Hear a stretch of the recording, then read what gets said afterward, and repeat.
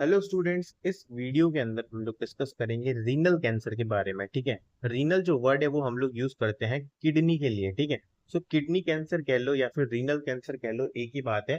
तो किडनी के अंदर कौन सा कैंसर होता है उसके बारे में डिस्कस करेंगे। Also known as renal cancer. ठीक है। रीनल कैंसर, किडनी कैंसर दोनों एक ही नाम है।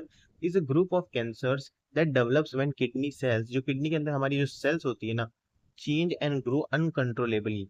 तो यहाँ पर उनकी अनकंट्रोल ग्रोथ, जो ग्रोथ है वो बेसिकली होगी इस कंडीशन के अंदर। It can affect both children and adults. ये चिल्ड्रंस के अंदर भी हो सकता है और एडल्ट्स के अंदर भी आपको देखने को मिल सकता है। And is more common in African American. African American के अंदर सबसे ज्यादा रीनल कैंसर जो है देखने को मिलता है।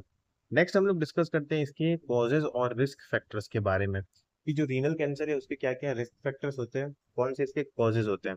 सबसे पहले स्मोकिंग। अगर कोई भी पर्सन प्रोलॉन्ग या लंबे समय तक स्मोकिंग करता है तो उसकी वजह से इसके चांसेस जो है वो हाई हो जाते हैं। ठीक है। इसी के अलावा ओबेसिटी यानी कि ओवरवेट होना, ओवरवेट होना भी यहाँ पर रेस्पॉन्सिबल होता है किडनी कैंसर के लिए।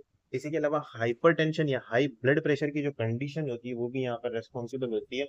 नेक्स्ट हमारे पास है लॉन्ग टर्म डायलिसिस। सो किसी की भी किडनी खराब होती है तो वहाँ पर डायलिसिस जो प्रोसीजर है उसका इस्तेमाल करते हैं ब्लड को फिल्टर करने के लिए। ठीक है। जिसको हमने डिटेल में कवर भी कर रखा है हमारे रीनल डिसऑर्डर्स की यूनिट के अंदर। सो यहाँ पर जो है डायग्नोसिस है ना, सॉरी डायलिसिस जो है यहाँ पर हेल्प, डायलिसिस जो है वो भी कॉज करवाता है आपके रीनल कैंसर को। इसी के अलावा occupational exposures to toxic chemicals. Occupation का मतलब होता है ऐसी वर्क प्लेस जहाँ पर टॉक्सिक कंपोनेंट्स जो है, टॉक्सिक केमिकल्स उनके कांटेक्ट में पर्सन आता है, तो उसकी वजह से भी यहाँ पर रीनल कैंसर देखने को मिलता है।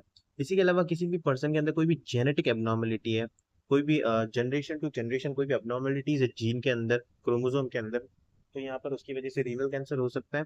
Childhood chemotherapy. ठीक है। चाइल्डहुड में अगर किसी को भी कीमोथेरापी हुई है यानी कि एंटी कैंसर ड्रग्स किसी को दे रखी है तो उसके साइड इफेक्ट से भी आगे जाकर आपको रीनल कैंसर हो सकता है। Previous radiation therapy. अगर किसी भी पर्सन की रेडिएशन थेरापी होती है प्रीवियस डेज के अंदर, ठीक है, तो वो भी कॉज करवाती है रीनल कैंसर। नेक्स्ट हमारे पास है क्लिनिकल मैनिफेस्टेशन यानी कि sign and symptoms. So sign and symptoms आपको क्या क्या देखने को मिलेंगे रीनल कैंसर में। Normal urine colour dark and brown. ठीक है। Due to blood in the urine. So basically यहाँ पर क्या होगा, जो नॉर्मल यूरिन कलर होता है ना वो भी डार्क या ब्राउन कलर का देखने को मिलेगा। ब्लड भी आपको यूरिन के अंदर देखने को मिल सकता है। ठीक है। ब्लड देखने को मिल सकता है यहाँ पे यूरिन के अंदर। ठीक है। जो कि बताएगा कि यहाँ पर जो है रीनल कैंसर हो सकता है या किसी भी और टाइप का कैंसर आपको है। इसी के अलावा बैक पेन पेशेंट को फील होगा। ठीक है। हाइड्रोनेफ्रोसिस की कंडीशन देखने को मिलेगी। एब्डोमिनल लंप देखने को मिलेगा क्योंकि एब्डोमेन के अंदर आपकी जो किडनी प्रेजेंट होती है वहां पर लंप जो है वो आपको फील होगा। इसी के अलावा फीवर, हाई टेम्परेचर देखने को मिलेगा। हाइपरटेंशन यहाँ पर पेशेंट को देखने को मिल सकती है। Weight loss and anorexia. ठीक है। वेट लॉस देखने को मिलेगा और पेशेंट को जो है यहाँ पर लॉस ऑफ एपेटाइट भी देखने को मिलेगा। इसी के अलावा क्रोनिक फटीग यानी कि क्रोनिक फटीग का मतलब होता है, फटीग का मतलब होता है वीकनेस, और क्रोनिक का मतलब होता है हमारे पास लंबे समय तक। तो लंबे समय तक यहाँ पर वीकनेस देखने को मिलेगी पेशेंट को। नेक्स्ट स्वेलिंग, स्वेलिंग देखने को मिलेगी। ठीक है। क्योंकि जो है किडनी प्रॉपरली काम नहीं करेगी, जो यूरिन है वो बेसिकली फिल्टर नहीं हो पाएगा, सॉरी ब्लड फिल्टर नहीं हो पाएगा, यूरिन का फॉर्मेशन नहीं होगा, बॉडी के अंदर एडिमा कॉज होगा, जिसकी वजह से स्वेलिंग आपको देखने को मिलेगी। इसी के अलावा नाइट स्वेट्स भी आपको देखने को मिलेगा। विजन एबनॉर्मलिटीज, पेशेंट का विजन विजन जो है वो चेंजेस आएंगे उसके अंदर। इसके अलावा हाइपर कैल्सीमिया। ठीक है।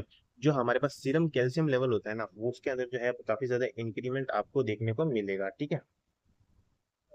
नेक्स्ट हम लोग डिस्कस करते हैं डायग्नोसिस के बारे में। तो डायग्नोसिस के अंदर फिजिकल एग्जामिनेशन करवाया जाता है पेशेंट का, यूरिन टेस्ट जो है करवाया जाता है, यूरिन एनालिसिस जिसको हम लोग बोलते हैं, या फिर उसको हम लोग यूरिन एग्जामिनेशन भी बोलते हैं। ठीक है। जिसके ऊपर मैंने पैथोलॉजी के अंदर एक वीडियो बना रखी है यूरिन एग्जामिनेशन के ऊपर, अगर आपको समझना है तो जाकर डिटेल में देख सकते हो। नेक्स्ट है हमारे पास कंप्लीट ब्लड काउंट यानी कि सीबीसी यहाँ पर करवाया जाता है। ठीक है।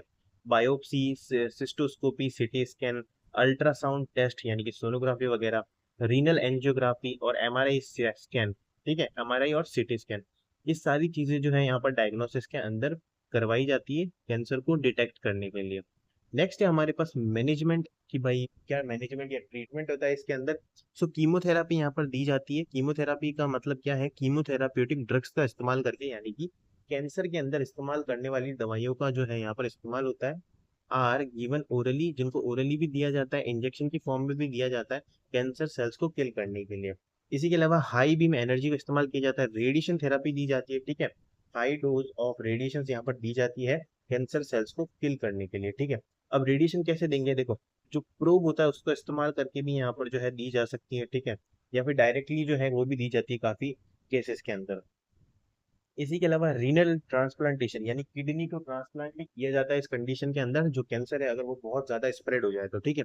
हार्मोनल थेरापी और बायोलॉजिकल थेरापी जो है वो भी यहाँ पर दी जाती है। हार्मोनल थेरापी जैसे कि ईस्ट्रोजन और प्रोजेस्टेरोन को यहाँ पर बैलेंस करने वाली थेरापीज, ठीक है। सो ये हमारे पास पूरा का पूरा टॉपिक था। आई होप आपको समझ में आया होगा। आप चाहो तो पीडीएफ जाकर डाउनलोड कर सकते हो हमारे टेलीग्राम चैनल से, एनएसजी लाइब्रेरी से।